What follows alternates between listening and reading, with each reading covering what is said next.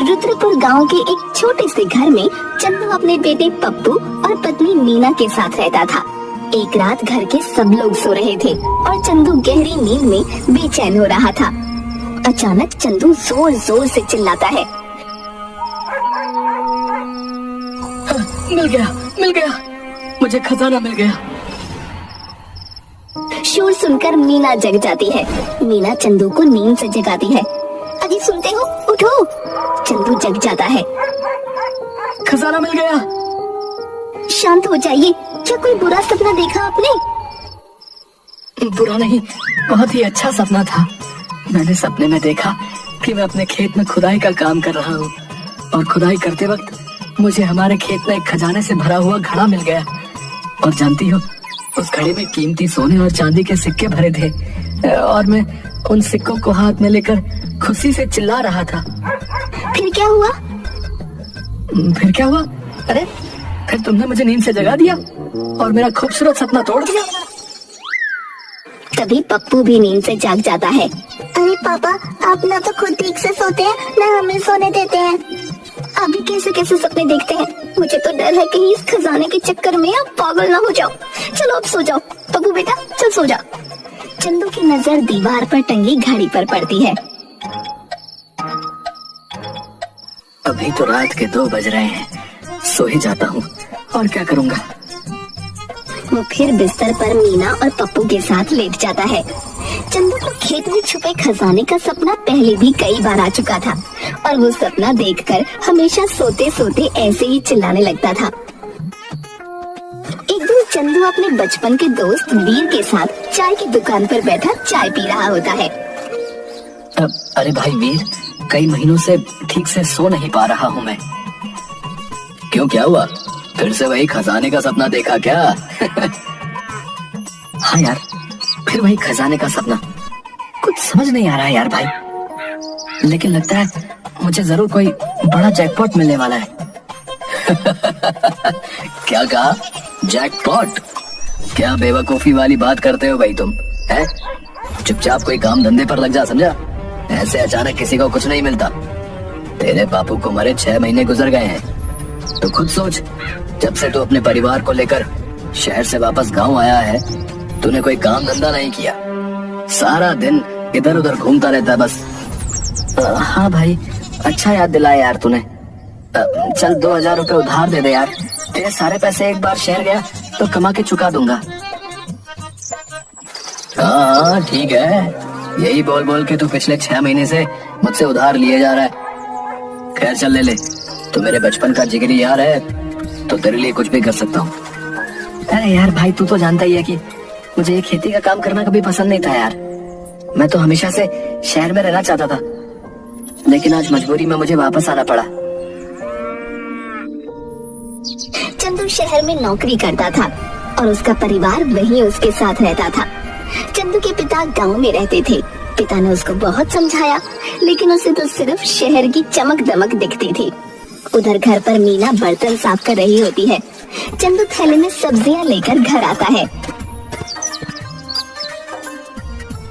अब ये लो, तुमने जो कुछ बोला था सब ले आया हूँ।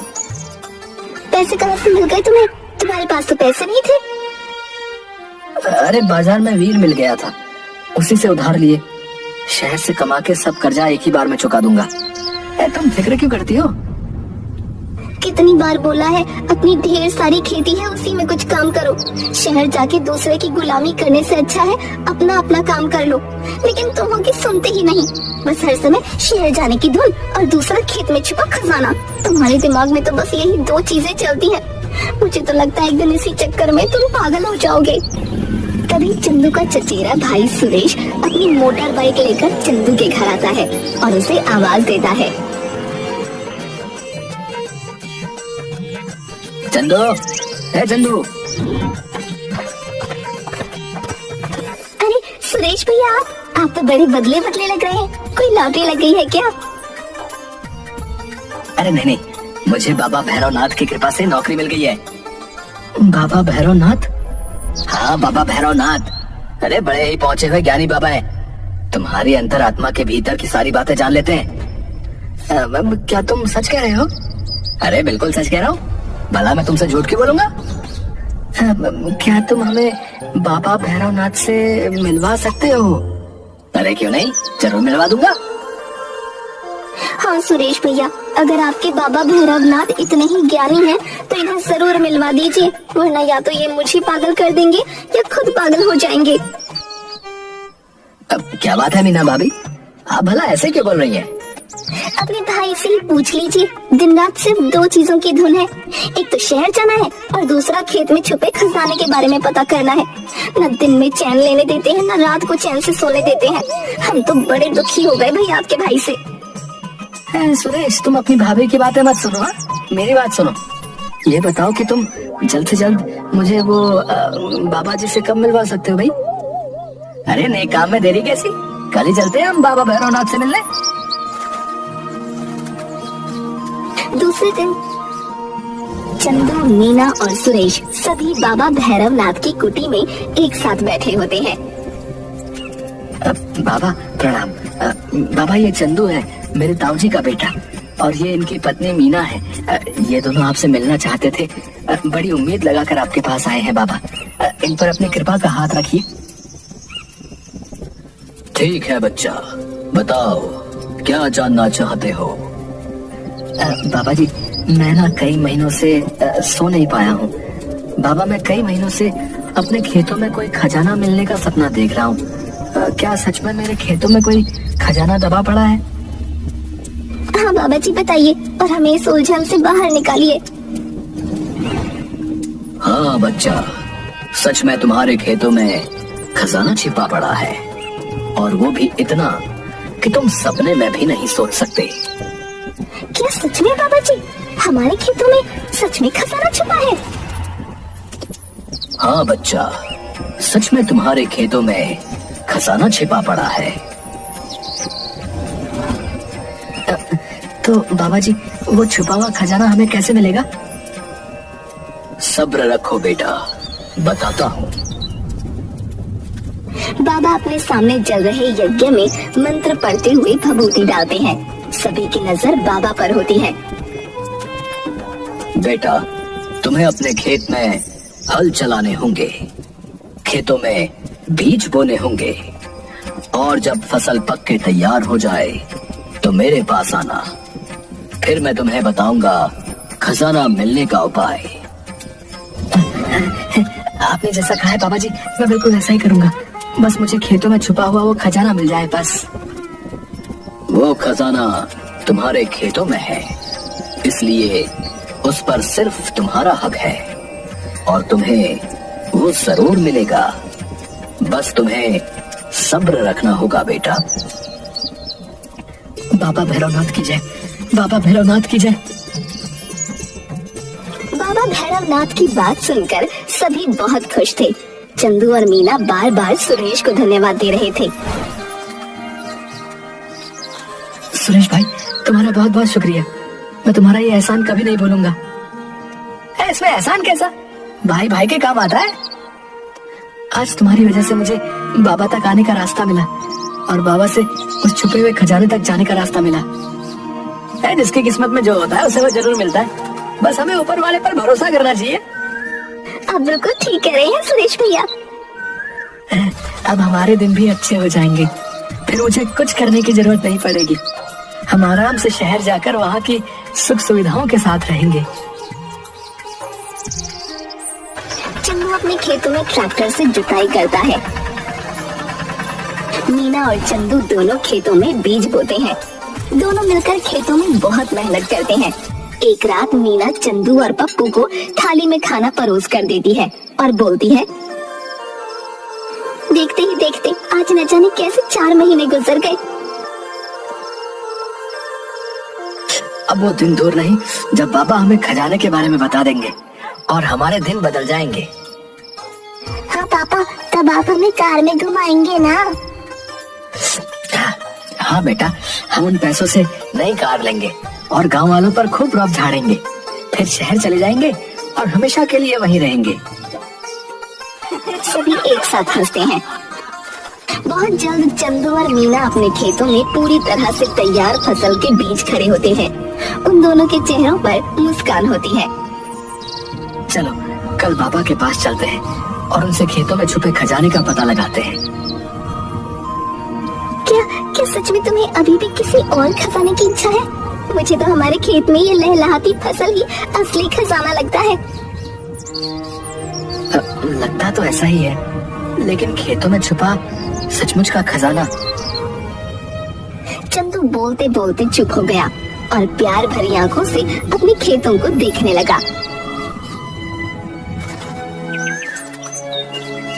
दूसरे दिन चंदू और मीना बाबा भैरवनाथ के पास जाते हैं। बाबा भैरवनाथ की जय हो, बाबा भैरवनाथ की जय हो। बाबा जी, आपने जैसा कहा था हमने वैसा ही किया। तो बच्चा, तुम्हारे खेतों में फसल पक के तैयार है। हाँ बाबा जी, खेतों में फसल लहलहा रही है। बच्चा, कैसी फसल हुई है तुम्हारे खेतों में? बाबा जी, फसल तो बहुत अच्छी हुई है। खेत तो ऐसे चमक रहे हैं जैसे सोने के सिक्के। क्या बोया था तुमने अपने खेत में? जी बाबा जी, मैंने गेहूं की खेती की थी। तो गेहूं के दाने कैसे हैं? बाबा जी, सोने जैसे पीले, चमकदार और बड़े बड़े। तो तुम्हारा मतलब है कि तुम्हारे खेतों में गेहूं नहीं, बड़े बड़े सोने के दाने हुए हैं। जी बाबा जी, बिल्कुल सोने जैसा चमक रहा है खेत। अच्छा ये बताओ कि मेरे पास से वापस जाने के बाद क्या तुमने फिर कभी छुपे खजाने का सपना देखा? नहीं बाबा जी, मैंने तो वो सपना दोबारा नहीं देखा और मैं उसके बारे में भूल भी गया। बच्चा, ये तो बहुत बड़ी गड़बड़ हो गई। कैसी गड़बड़ बाबा जी? क्या बात है, आप थोड़ा परेशान दिख रहे हैं। तुमने पिछले 4 महीनों से एक बार भी उस छुपे खजाने का सपना नहीं देखा। मुझे लगता है तुम्हारे खेतों में छुपे खजाने की चोरी हो गई है। खजाने की चोरी किसने करी बाबा जी? तुमने अपने खेतों में खजाना होने की बात किस किस को बताई थी? ये बात तो बाबा जी पूरे गांव को पता है। फिर तो जरूर किसी ने तुम्हारा खजाना चुरा लिया। कहीं वीर ने तो नहीं खजाना चुरा लिया? वीर? हो सकता है, क्योंकि उसे भी तो खेतों में छुपे खजाने के बारे में पता था। नहीं नहीं, वीर ऐसा नहीं करेगा। उसने तो हमारी कितनी मदद की। जब मैं शहर से वापस आया तो हमेशा उसने ही मुझे पैसे उधार दिए और आज तक कभी मुझसे वापस भी नहीं मांगे। वो ऐसा नहीं कर सकता, वो मेरे बचपन का दोस्त है। फिर किसने चुराया होगा हमारा खजाना? मुझे नहीं पता किसने चुराया, लेकिन ये जरूर जानता हूँ कि वीर ने नहीं चुराया। पिछले कुछ महीनों से वीर तुमसे मिलने एक बार भी नहीं आया और न ही उसने तुम्हारा हाल पूछा। मुझे तो पूरा यकीन है कि वीर ने खजाना चुराया है। जिसके पास इतना खजाना होगा वो अपने उधार दिए थोड़े से पैसों के लिए क्यों आएगा? किसी पर चोरी का इल्जाम लगाने से पहले हमें एक बार उसे भी अपनी सफाई देने का मौका जरूर देना चाहिए। सही कहा बाबा जी आपने। हम वीर को यहाँ बुलाते हैं। नहीं, कोई जरूरत नहीं है इसकी।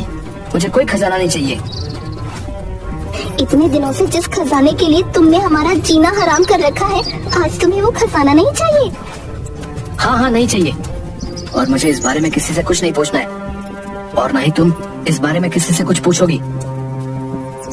भला क्यों नहीं पूछूंगी? मैं तो पूछूंगी और जरूर पूछूंगी, वो भी तुम्हारे सामने पूछूंगी। बाबा जी, मैंने पैसों के लिए भाई भाई को लड़ते देखा है। वीर मेरा दोस्त है, फिर भी उसने कभी मुझे पैसों के लिए मना नहीं किया। जब मैं अपने पिताजी को छोड़कर शहर चला गया तो उसने ही एक बेटे की तरह हमेशा मेरे पिता का साथ दिया। और उनके जाने के बाद जब मैं शहर से वापस आया तब मेरे मांगने पर हर बार उसने मुझे पैसे दिए, जबकि वो जानता था कि अगर मैं एक बार शहर गया तो कभी वापस नहीं आऊंगा। शायद फिर भी उसने हमेशा मेरी मदद की। फिर हमारा खजाना कहाँ गया? नहीं चाहिए हमें कोई खजाना। मैं अपने खेतों में काम करूंगा और मेहनत करके तुम्हारे लिए सचमुच का एक खजाना बनाऊंगा। सही कहा बच्चा तुमने। ये फसल ही हमारी मेहनत का फल है।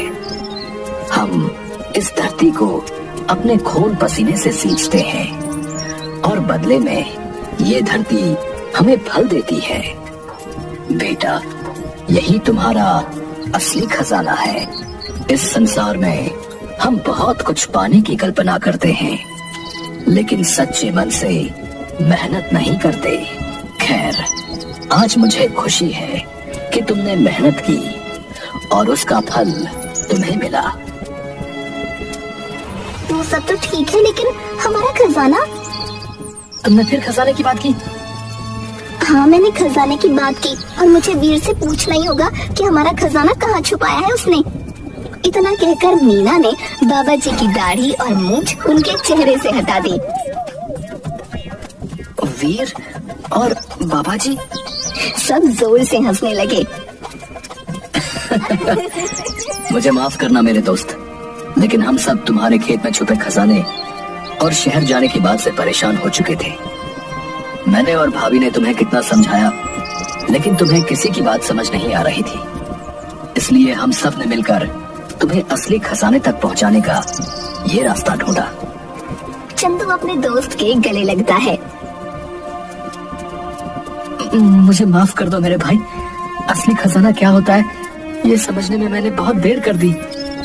हाँ, देर तो तुमने कर दी, क्योंकि तेरे पिताजी हमेशा तुझे इस खजाने से मिलवाना चाहते थे, लेकिन ऐसा नहीं हुआ। पर मुझे खुशी है कि उन्होंने जो सपना तेरे लिए देखा था, आज तूने अनजाने में ही सही पर उसे पूरा किया है। वो हमेशा तुझे तेरी मेहनत किए हुए लहलहाते खेत के बीच में खड़ा देखना चाहते थे। आज वो जहाँ भी होंगे तुझे इस तरह देखकर बहुत खुश हो रहे होंगे। मैं वादा करता हूँ, मैं हमेशा गांव में ही रहूंगा और पूरी मेहनत से अपने खेतों से सोने चांदी का खजाना बनाऊंगा। सब मुस्कुराते हैं और उस दिन के बाद चंदू कभी भी शहर जाने की बात नहीं करता और पूरी मेहनत से अपने पिता के खेतों में अनाज उगाता और खेती करता।